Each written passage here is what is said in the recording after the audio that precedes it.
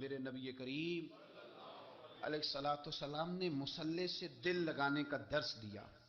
حضور نے توجہ دلائی. صحابہ اس ذوق کے حامل لوگ تھے. وہ کوشش کرتے تھے. جناب صدیق اکبر رضی اللہ تعالیٰ عنہ کا عبادت کا مزاج ہمیشہ قائم رہا. حضرت عمر فاروق ساری رات اللہ کے حضور کھڑے رہے. حضرت عثمان غنی رضی اللہ تعالیٰ عنہ عشاء کی نماز پڑھ کے 2 رکعتوں کی نیت باندھتے تھے. 15 سپارے پہلی رکعت میں پڑھ دیتے تھے اور 15 سپارے قرآن مجید کے دوسری رکعت میں پڑھ دیتے تھے. آپ نے نا حضرت عمر فاروق کے وصال کے بعد ان کی ایک بیوہ سے نکاح کیا. حضرت عثمان غنی نے نکاح کیا. وہ خاتون آپ کے نکاح میں آئیں تو عرض کرنے لگی امیر المومنین میرے لیے اعزاز تو بہت ہے کہ میں امیر المومنین کی بیوہ تھی تو امیر المومنین کی منکوحہ ہو گئی ہوں، لیکن حضور نہ تو میں جوان ہوں کہ میرے اندر رغبت ہوتی اور نہ میں اب اس قابل ہوں کہ کوئی خدمت کر سکوں. میرے ساتھ نکاح کی وجہ کیا بنی؟ تو عثمان غنی رو پڑے. فرمانے لگے میں نے عمر فاروق کو مسجد میں اپنے رب سے ڈرتے ہوئے دیکھا ہے، میں نے اسے روتے ہوئے دیکھا ہے، عدل کرتے دیکھا ہے، انصاف کرتے دیکھا ہے، امت کی خیر خواہی کرتے دیکھا ہے.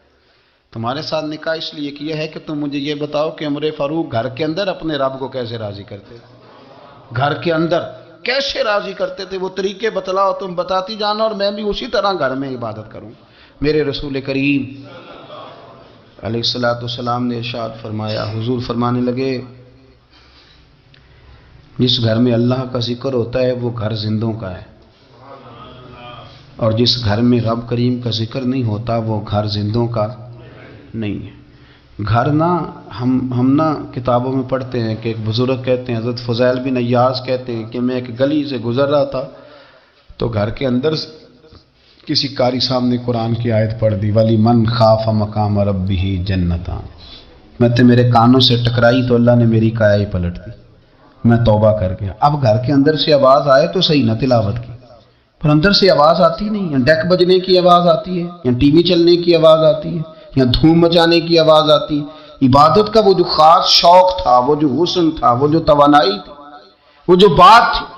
حضرت عائشہ صدیقہ رضی اللہ تعالیٰ عنہ فرماتی ہیں میں نے نبی پاک صلی اللہ تعالیٰ علیہ وآلہ وسلم کو نا مرض وصال تک دیکھا ہے، حضور کے وصال تک، کہ حضور قرآن پاک کی آخری 2 سورتیں پڑھ کے سورت فلق اور ناس اپنے ہاتھوں پہ پھونکتے تھے پھر جسم پہ ملتے تھے. قرآن پاک میں شفا ہے.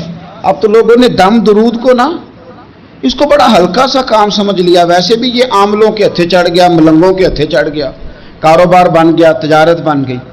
ورنہ قرآن پاک کی آیات پڑھی جائیں تو حضور نے فرمایا سورہ فاتحہ میں شفا ہے، اس میں کرم ہے. یہ چیزیں جو بڑی ہمارے لیے سود مند تھی، فائدہ مند تھی، ہم چھوڑ گئے. بڑی خوبصورت حدیث ہے، سنیے گا. حضرت ابو سعید خدری رضی اللہ تعالیٰ عنہ حدیث کے راوی ہیں، بخاری میں موجود ہے. ارشاد فرماتے ہیں کہ ہم ایک سفر پہ تھے، واپس آ رہے تھے. ایک جگہ رات کو قیام کیا، سونا تھا، بستی تھی. بستی کے لوگوں نے نہ کھانا پوچھا نہ پانی پوچھا، کوئی ضیافت نہیں کی. آدھی رات کا وقت آیا تو ایک بندہ دوڑا آیا، کہنے لگا ہمارے سردار کو بچھو نے کاٹ لیا ہے، تم میں سے کوئی بندہ دم درود کر لیتا ہے؟ تو ایک صحابی کہنے لگے کر تو لیتے ہیں پر تم نے چونکہ ہمیں کھانا پانی تک نہیں پوچھا، تم اگر دم کراؤ گے تو مفت نہیں کریں گے. بخاری پڑھ رہا ہوں. پیسے لگیں گے. کتنے پیسے؟ بکریوں کا ایک ریوڑ پورا. شارحین نے لکھا 40 بکریاں. کنے دما دیاں؟ او بھائی اس سے کوئی بندہ جواز نہ لے کہ پیسے لینے جائز ہیں، اس سے جواز نہ حاصل کرے. آپ بات کو سمجھیں، پس منظر کیا ہے. پانی تک نہیں تم نے پوچھا. کچھ لوگوں کا علاج ہوتا ہے، انہوں نے کہا پیسے لیں گے دم کر دیں گے. صحابی نے کہا حضرت ابو سعید خدری رضی اللہ تعالیٰ عنہ فرماتے ہیں وہ چونکہ تنگ تھے، بچھو کاٹ کے اور سردار کو کہا چل تو صحیح نا. وہ صحابی گئے، سورہ فاتحہ پڑھ کے دم کیا. اور حدیث بخاری سے میں آپ کو دکھاؤں گا. لوگ کہتے ہیں دم کدھر سے آ گیا؟ بخاری پڑھ رہا ہوں، صحیح بخاری. شفا تو اللہ نے دینی ہے نا، رب کریم نے شفا دے دی.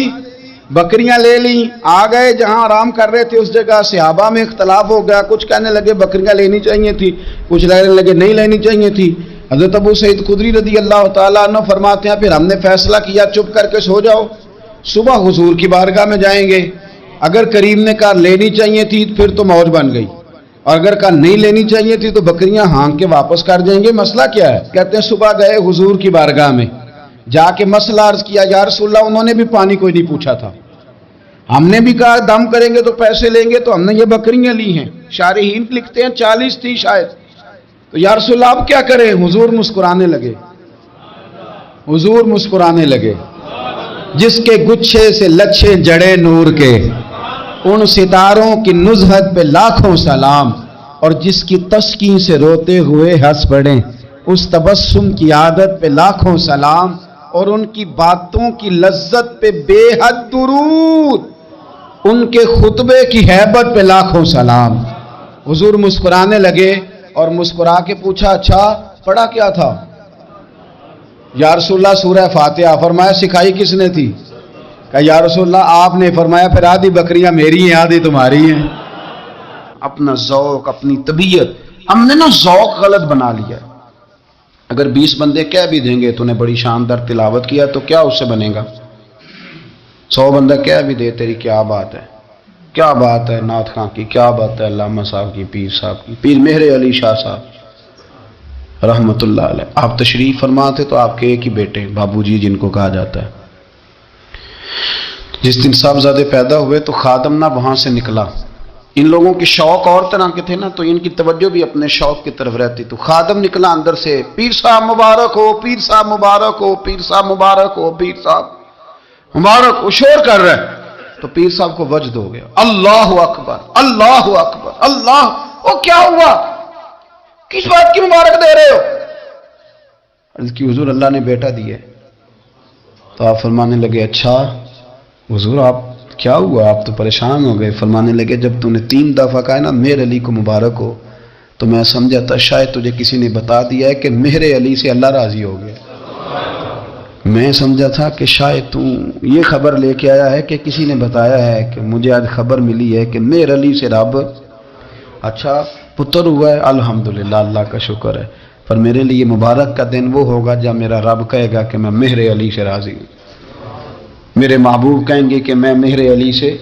آپ بات کو سمجھیں، شوق ہی کسی اور طرف تھا، دل ہی کہیں اور لگا ہوا تھا، طبیعت ہی کہیں اور مائل تھی۔ کوئی وظیفہ پوچھتے تھے تو پڑھتے تھے وہ لوگ، کچھ اللہ اللہ انہیں بتائی جاتی تھی تو کرنے کا ذوق رکھتے تھے۔ حضرت ربیہ بن کعب اسلمی رضی اللہ تعالیٰ عنہ فرماتے ہیں، کہتے ہیں جب بنو قریظہ اور بنو نذیر یہودیوں کے ساتھ حضور علیہ السلام نے جنگ کا اعلان فرمایا تو وہ دشمن ہو گئے، ہمیں خطرہ تھا کہ وہ رات کو کہیں محبوب کو تکلیف نہ دیں، تو کچھ لوگ نا تلواریں لے کے نبی پاک کے دروازے پہ پہرے داری کرتے تھے۔ گن مین رکھنا حرام نہیں، اگر کسی کو واقعی خطرہ ہو تو اس کے لیے سنت بھی ہے۔ حضرت علی المرتضیٰ تلوار لے کے حضور کے گھر کا پہرا دیتے تھے۔ حضرت ربیہ بن کعب اسلمی رضی اللہ تعالیٰ عنہ فرماتے ہیں کہ رات میری ڈیوٹی تھی کہ میں حضور کے گھر کا پہرا دوں گا، تو فرماتے ہیں میں باہر سن رہا تھا، ساری رات ہی میرے نبی پاک نے اللہ کی تسبیح پڑھی، ساری رات، کبھی تسبیح، کبھی تحلیل، کبھی تحمید، کبھی تکبیر، ساری رات۔ فرماتے ہیں ساری رات حضور پڑھتے رہے اور ساری رات ہی میں سنتا رہا، مجھے اونگ آ گئی، میری آنکھ لگ گئی، حضور ابھی پڑھ رہے تھے، میں تھک کے سو گیا۔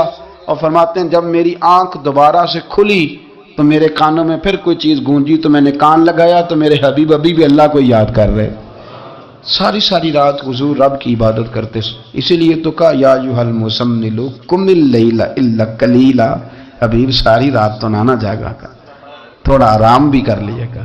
میرے بھائی اپنا مصلی، اپنی عبادات، اپنے وظائف، اللہ اللہ جو آپ نے کسی سے سیکھی ہے اس کو کبھی کمزور نہ ہونے دیں۔ شجرہ شریف جو کسی بزرگ سے آپ لے لیتے ہیں تو کیا رسم ہے کوئی؟ اس پہ کچھ لکھا ہوتا ہے، وہ پڑھنے کے لیے دیا جاتا ہے، اس پہ لکھا ہوتا ہے کہ یہ اللہ اللہ آپ نے کرنی ہے۔ ساری زندگی کسی اسکول میں داخل ہو گئے اور وہاں جا کے آپ نصاب ہی نہ پڑھیں، کتاب ہی نہ کھولیں تو پاس ہو جائیں گے؟ تو کہتے ہیں میں 20 سال جاتا رہا ملا کچھ نہیں، تو آپ نے لیا کیا ہے؟ ایک اتنی سی کتاب تھی، اس کو تو کھول کے آپ دیکھ نہیں سکے، اس کے وظائف تک تو رسائی نہ ہوئی، اس لیے کہ اللہ اللہ کرنا مشکل ہے۔ حضرت سیدنا امام اعظم ابو حنیفہ رحمۃ اللہ تعالی علیہ کے ساتھ ایک شخص کہتا میں نے نماز پڑھی، تو عشاء کی نماز تھی۔ یہ جو لوگ بڑے ہوتے ہیں نا، جن کے پیار کرنے والے بڑے ہوتے ہیں، ان کے گرد خوف بھی بڑا ہی ہوتا ہے، انہیں بڑا ڈر لگتا ہے۔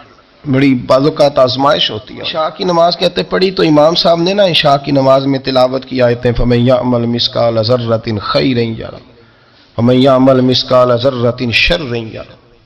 فرمایا جو ذرہ برابر خیر کرے گا وہ بھی قیامت میں دیکھے گا، اور جو ذرہ برابر شر کرے گا وہ بھی قیامت میں اس شر کو دیکھے گا، اس کے سامنے آئے گا. تو وہ شخص کہتا ہے کہ سارے لوگ نماز پڑھ کے چلے گئے تو امام صاحب رحمۃ اللہ علیہ نے اپنی داڑھی پکڑی رو رہے ہیں. کہتے ہیں وہ ذرہ برابر نیکی کا بدلہ دینے والے، وہ ذرہ برابر شر پہ سزا دینے والے میری سفید داڑھی کو دیکھ. مالک میرے ذرے ذرے سامنے نہ لانا، لوگ تو میری بڑی قدر کرتے ہیں دنیا، میں تو بڑا پہچانا جاتا ہوں، لوگ تو میری راہوں میں پھول لیے کھڑے ہوتے ہیں، مجھے بڑا نوازتے ہیں، قیامت میں رسوا نہ کر دینا، میرے لیے مشکل ہو جائے گی. وہ کہتے ہیں میں نے امام صاحب کا درد دیکھا، مجھے کوئی کام تھا تو میں چلا گیا، میں نے کہا کہ وہ اس وقت اللہ کے حضور حاضر ہیں تو میں دوبارہ آؤں گا. کہتے ہیں میں تہجد کے وقت آیا تو امام صاحب وہیں بیٹھے تھے اور ان کی داڑیاں آنسوؤں سے بھری ہوئی تھی اور زور سے داڑھی پکڑی ہوئی، کہنے لگے مالک رسوا نہ کر دیں، قیامت میں رسوا نہ کر دیں. یار جو ہدایت یافتہ لوگ تھے وہ تو ڈرے ہوئے تھے، وہ تو سہمے ہوئے تھے، وہ تو کہتے تھے یہ اس کا فضل نہیں، اس نے بلا لیا، یہ اس کا کرم نہیں. حضرت باعزید بستامی کسی کافر کو دیکھتے تو رو پڑتے، کہتے مالک تو کتنا کریم ہے، یہ بے ایمان رہ گیا، تو نے اپنے فضل سے مجھے اپنے نبی کا غلام بنا لیا. وہ رو پڑتے. یہاں تو لوگوں کا دعویٰ ہی بڑا ہے. نمازی اللہ خیر فرمائے وہ تو دوسروں کو گھورتا ہے، وہ کہتا ہے جنت کا میں مالک ہوں، کنجیاں میرے پاس ہیں، میں کسی اور کو گھسنے نہیں دوں گا. اور اگر 2-3 حج کر لے تو پھر تو وہ کہتا ہے کہ اب میرے سے پوچھ کے لوگ جنت میں جائیں گے معاذ اللہ. اور اگر وہ 2 4 5 7 دفعہ کوئی نفل پڑھ لے تو پھر وہ کہتا ہے چھوڑیں جی سارے لوگ بے عمل ہیں، میں اکیلا نیک ہوں. نہ ایسا کریں. قرآن مجید نے کہا قد افلح المؤمنون، فرمایا تحقیق مومن کامیاب ہو گئے. کون سے مومن کامیاب ہوئے؟ الذین ہم فی صلاتہم خاشعون، وہ مومن کامیاب ہوئے جو اپنی نمازوں میں خشوع کرتے ہیں، اپنی نمازوں میں عاجزی کا مظاہرہ کرتے ہیں، وہ مومن کامیاب ہوئے. الذین ہم فی صلاتہم خاشعون، وہ لوگ جن کی نمازوں میں عاجزی ہے، جو گڑ گڑاتے، وہ مومن کامیاب. خشوع کا مطلب ہوتا ہے دل کا لگنا. بڑا جھک کے کوئی بندہ کسی کو سلوٹ کرے تو اس سے دل نہیں لگا ہوتا، بلکہ جس سے دل لگا ہوتا ہے دل اس سے لگا ہوتا ہے. نماز میں عبادت میں دل لگ جائے تو مطلب یہ کہ خشوع حاصل ہو گیا. وہ کہے کہ میں نے بڑی جھک کے رکوع کیا اور بڑی میں نے دبا کے سجدہ کیا، تو احکام تو ایسے ہی ہے، کرنا تو ایسے ہی چاہیے، لیکن خشوع کا معنی کیا ہے؟ دل کا لگنا. غور کرنا ہے آپ نے بات پہ. خشوع کا معنی دل جب تک نہیں لگتا نماز میں خشوع نہیں، دل جب تک نہیں لگتا تلاوت میں لذت نہیں، دل جب تک نہیں لگتا ذکر کا مزہ نہیں، دل جب تک نہیں لگتا غلامی کا مزہ نہیں، دل جب تک نہیں لگتا عقیدت محبت، یہ سارے لفظ بے معنی. دل لگنا بڑا ضروری ہے. اب ایک حدیث میں جب پڑھوں گا نا تو آپ کہیں گے کہ اتنی بڑی بات اور ہمیں خبر ہی نہیں کہ دل لگنا کتنا ضروری ہے.